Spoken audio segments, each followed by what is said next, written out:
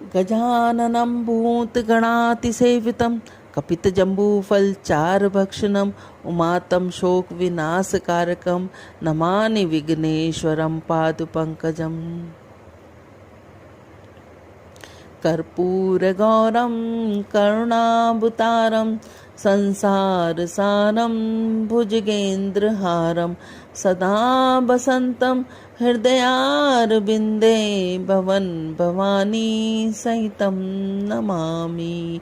ॐ नमः शिवाय, ॐ नमः शिवाय, ॐ नमः शिवाय, ॐ नमः शिवाय, ॐ नमः शिवाय, ॐ नमः शिवाय, ॐ नमः शिवाय, ॐ नमः शिवाय। मंगलवार व्रत कथा। भगवान शंकर ने सत्यन कुमार से कहा, अब मैं तुम्हें मंगलवार व्रत कथा का मातम सुनाता हूँ, ध्यान पूर्वक सुनो। इस व्रत को मंगला गौरी व्रत भी कहते हैं। इसके करने से वैधन्य के भोग का नाश होता है। विवाह के पश्चात 5 वर्ष तक इस व्रत को करना चाहिए। विवाह के पश्चात पहले सावन शुक्ल पक्ष के पहले मंगलवार को इस व्रत को आरंभ करना चाहिए। पुष्प मंडप का निर्माण कर उसे केले के स्तंभों से सुशोभित करना चाहिए। अनेक प्रकार के फलों और रेशमी वस्त्रों से विभूषित करें। मंडप में देवी की सोने की प्रतिमा तथा अन्य धातु की प्रतिमा बनाकर स्थापित करना चाहिए। उस प्रतिमा में मंगला गौरी का 16 उपचारों से, 16 दुबाओं के दलों से, 16 चिड़ाचिड़ी दलों से, चिड़चिड़ा दलों से, 16 चावल से, 16 चने की दाल के दानों से अर्चना करनी चाहिए। 16 बत्तियों वाले दीपक या 16 दीपक जलाकर भक्ति पूर्वक दही या चावलों का निवेद करना चाहिए, अर्पण करना चाहिए। देवी के निकट सिल लोढ़ा रखना चाहिए। इस तरह विवाह उपरांत 5 वर्ष तक व्रत करना चाहिए। 5वें वर्ष इसका उद्यापन करके माता को बायना देना चाहिए। अब मैं तुम्हें बायने के बारे में बतलाता हूँ। मंगला गौरी की एक पल सोने की प्रतिमा या अपनी सामर्थ्य का सोने की प्रतिमा बनवाएं। अपनी सामर्थ्य के अनुसार सोने अथवा चांदी से निर्मित या किसी भी धातु से निर्मित प्रतिमा बनवाएं और निर्मित सोने या चांदी से निर्मित घड़े को भी चावल से भरें। उसके ऊपर पहनने के वस्त्र, साड़ी, ब्लाउज आदि रखें। उसके ऊपर मंगला गौरी की प्रतिमा रखें। देवी के समीप सिल लोढ़ा रखें। सिल लोढ़ा सोने या चांदी का या किसी भी धातु का रख सकते हैं। इस प्रकार माता के लिए बायना देना चाहिए। इसके बाद 16 सुहागन ब्राह्मणियों को भोजन कराना चाहिए। इस प्रकार व्रत करने मात्र से 7 जन्म तक सौभाग्य अटल रहता है।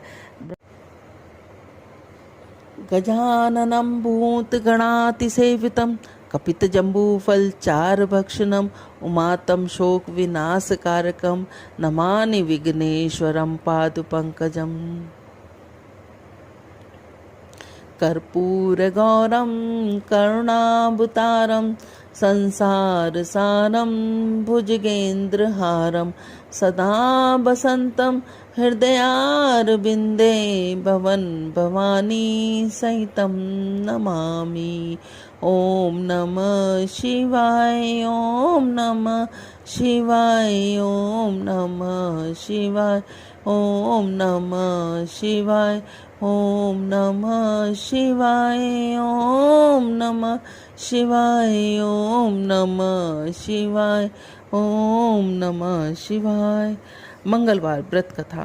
भगवान शंकर से पूछा, इस व्रत को पहले किसने किया और उसका क्या फल है। भगवान शंकर ने बताया, पूर्व काल में कुरुक्षेत्र में सूति कीर्ति नामक राजा रहता था। वह शास्त्रों का ज्ञाता, उसका कोई शत्रु नहीं था।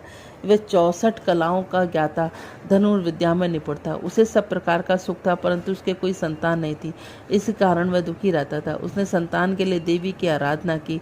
एक दिन देवी ने उसको आराधना से प्रसन्न होकर उसे साक्षात दर्शन किए। उससे वर मांगने के लिए कहा। सूति कीर्ति ने देवी से एक पुत्र की मांग की।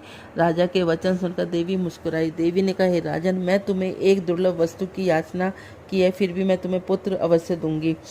तुम्हें एक गुणवान पुत्र प्राप्त होगा, परंतु उसकी आयु 16 वर्ष होगी। हाँ, यदि एक सुंदर विद्या विहीन पुत्र चाहिए तो वह बहुत समय तक जीवित रहेगा। अब बताओ, तुम्हें कैसा पुत्र चाहिए। राजा ने अपनी रानी से विचार विमर्श कर गुणी पुत्र की मांग की। देवी ने कहा, राजन, मेरे मंदिर के मुख्य द्वार पर आम का जो पेड़ है उसका एक आम तोड़कर ले आओ, उसे रानी को खिला दो, तुम्हारी इच्छा पूरी होगी। राजा ने देवी को आज्ञा अनुसार रानी को अम्र फल ले जाकर खिला दिया। 10वें महीने में रानी के एक सुंदर पुत्र पैदा हुआ। हर्ष शोक से संपन्न राजा ने राजकुमार को जातक्रम आदि संस्कार कर दिया। राजा ने राजकुमार का नाम चिरायु रखा। राजकुमार चांद की तरह पढ़ने लगा। अब वह 15 साल का गुणी संपन्न और सुंदर बालक हो गया। राजकुमार का 16वां वर्ष शुरू हुआ तो राजा रानी को चिंता होने लगी। राजा ने सोचा, यह पुत्र बड़े कष्टों से प्राप्त हो, मैं इसकी मृत्यु अपनी आंखों से सामने कैसे देखूंगा। यह सोचकर राजा ने राजकुमार चिरायु को उसके मामा के साथ काशी भेजने का निश्चय कर दिया। रानी ने अपने भाई से कहा, तुम कर्बटी तक वेश धारण कर राजकुमार चिरायु को काशी ले जाओ। मैंने इसके जन्म से पूर्व भगवान मृत्युंजय से प्रार्थना की थी कि मैं विश्वदेव पुत्र की प्राप्ति पर जगतपति की यात्रा के लिए भेजूंगी, इसलिए तुम इसे काशी ले जाओ। इसकी रक्षा का भार अब तुम्हारे कंधों पर है। अपनी बहन को आज्ञा मानकर वह राजकुमार चिरायु को काशी ले गया। कई दिनों की यात्रा के बाद वे आनंद नगर पहुंचे। आनंद नगर के राजा का नाम वीरसेन था। राजा ने सर्वगुण संपन्न रूप नमरने वाली मंगला गौरी नाम की राजकुमारी थी। उस समय वह राजकुमारी सखियों सहित बगीचे में खेली थी। उसी समय वहां चिरायु और उसका मामा पहुंचे। वे दोनों बालिकाओं की कीड़ा देखने के बाद वहां रुक गए। राजकुमारी की सहेलियों में से एक सहेली ने क्रोध में भरकर राजकुमार चिरायु को रंडा कहा। राजकुमारी ने अपनी सहेली से कहा, हे सखी, यह दुर्वचन क्यों बोल रही हो? मेरे साथ आरोग्य वाणी बोलने वाली कोई नहीं है। देखो, मंगला गौरी का प्रसाद व मंगला गौरी प्रसाद व्रत के प्रभाव से मेरे हाथ से जिसके माथे पर चावल गिर जाए उसके साथ मेरा विवाह हो जाए, या यदि वह अल्पायु हो तो चिरायु हो जाएगा।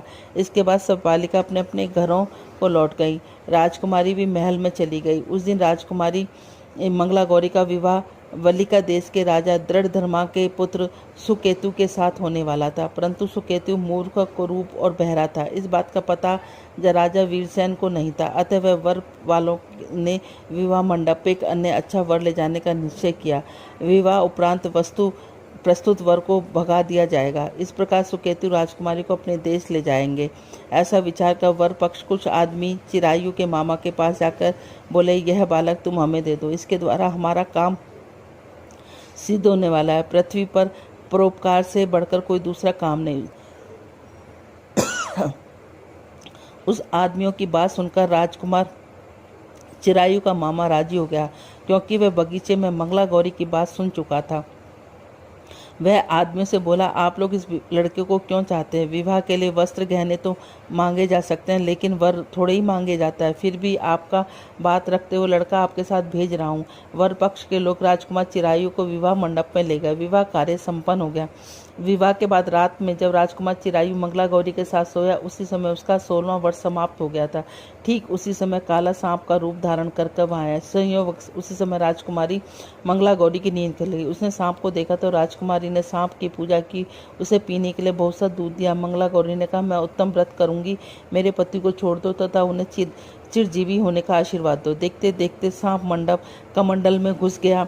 राजकुमार ने अपनी चोली से कमंडल का मुख बंद कर दिया। उसी समय राजकुमार चिरायु अपने शरीर के अंगों में ऐंठते हुए उठा। उसने राजकुमारी से कहा, मुझे बहुत भूख लगी है।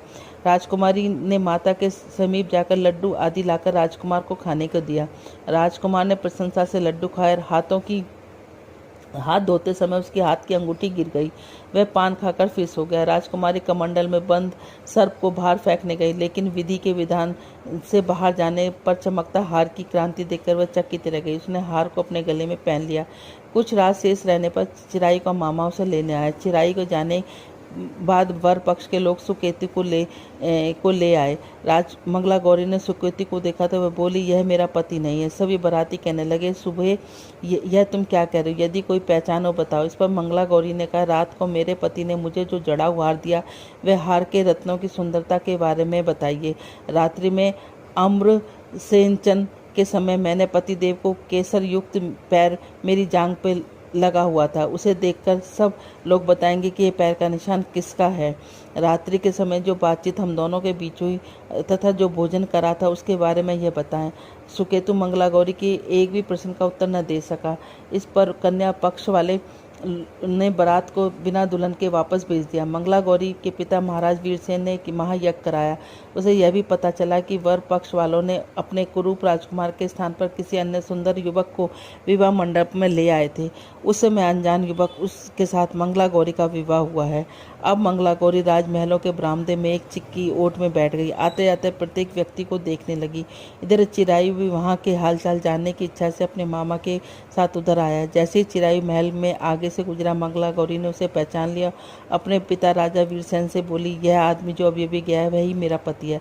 राजा ने दोनों मामे भांजे को बुलाया। मंगला गौरी ने बताई हुई निशानी चिरायु से में मौजूद थी। राजा ने विवाह उत्सव में वस्त्र आभूषण आदि अश्व गज रथ बहुत सी चीजें देकर मंगला गौरी को विदा किया। मामा भांजे चिरायु को लेकर मंगला गौरी को लेकर अपनी बहन के यहाँ चल दिए। जब चिरायु के माता पिता ने उनके आने का समाचार सुना तो उन्हें विश्वास नहीं हुआ, क्योंकि भाग्य विपरीत कैसे हो सकता है। इसी बीच चिरायु अपने माता पिता के पास पहुंच गया और उसके चरण स्पर्श किए। पुत्र वधू को सास ने अपनी गोदी में बिठाकर सब बातें पूछी। मंगला गौरी ने उसको व्रत महात्मा पिछले समस्त घटना चक्र बतलाया। मंगला गौरी के कारण सभी ने व्रत मंगला गौरी के नाम से प्रसिद्ध हुआ। इसे जो भी कोई सुनेगा अथवा इसका कीर्तन करेगा उसके सभी मनोरथ सिद्ध हो जाएंगे। हे सूत जी बोले, हे ऋषिगण, भगवान शंकर ने सत्यकुमार के व्रत को कहा। वह इस कार्य को सिद्ध करने वाले व्रत को सुनकर गदगद हो उठे। इसको सुनने से ही परमानंद की प्राप्ति होती है। ओम नमः शिवाय, ओम नमः शिवाय, ओम नमः शिवाय, ओम नमः शिवाय, ओम नमः शिवाय, ओम नमः शिवाय, ओम नमः शिवाय, ओम नमः शिवाय, ओम नमः शिवाय, ओम नमः शिवाय, ओम नमः शिवाय, ओम नमः शिवाय, ओम नमः शिवाय। राधे राधे।